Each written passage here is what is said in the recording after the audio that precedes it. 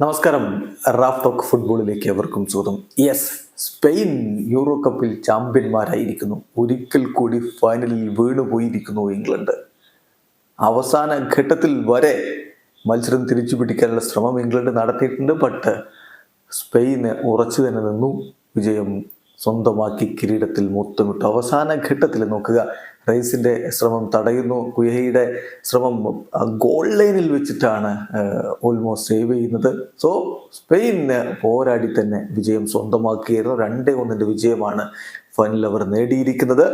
വില്യംസും ഓയർസബാളുമാണ് അവർക്കായിട്ട് ഗോളുകൾ കണ്ടെത്തിയത്. മറുഭാഗത്ത് പാൽമർ ആയിരുന്നു ഇംഗ്ലണ്ടിന്റെ ഗോൾ നേടിയത്.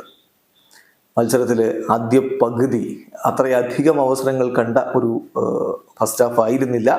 മുന്നേറ്റങ്ങൾ നയിച്ചുകൊണ്ട് ഇംഗ്ലണ്ടിന്റെ ഭാഗത്ത് ഹാരി കെയ്നും ജൂഡ് ബെല്ലിംഗാമും ഫിൽ ഫോഡനും ബുക്കായോ സാക്കയും ഇറങ്ങിയപ്പോൾ മറുഭാഗത്ത് ലാമിൻ യമാലും ഓൽമോയും നിക്കോ വില്യംസും ആൽവരോ മൊറാറ്റയും ഒക്കെ ഒരുമിച്ചാണ് സ്പെയിനിന്റെ മുന്നേറ്റങ്ങൾ നയിച്ചത്. എന്നാൽ രണ്ടാം പകുതിയുടെ തുടക്കത്തിൽ തന്നെ സ്പെയിന് കാര്യങ്ങൾ തങ്ങൾക്ക് അനുകൂലമാക്കാനുള്ള ശ്രമങ്ങൾ തുടങ്ങിയിരുന്നു. ലാമിൻ യമാലിന്റെ അസിസ്റ്റിൽ നിക്കോ വില്യംസിന്റെ ഗോൾ 47-ാമത്തെ മിനിറ്റിൽ പിറക്കുന്നു. ഇംഗ്ലണ്ട് ഗോൾ തിരിച്ചടിക്കാനുള്ള ശ്രമം നടത്തുന്നു.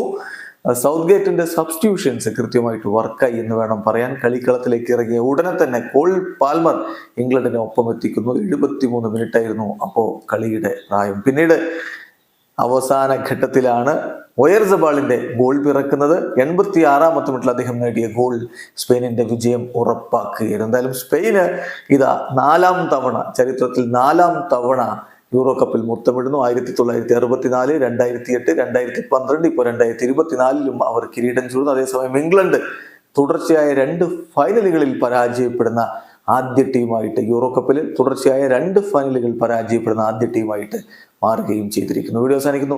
ഫുട്ബോൾ ലോകത്തെ കൂടുതൽ വിശേഷങ്ങളുമായി റാഫ് ടോക്സ് വീണ്ടും എത്താം.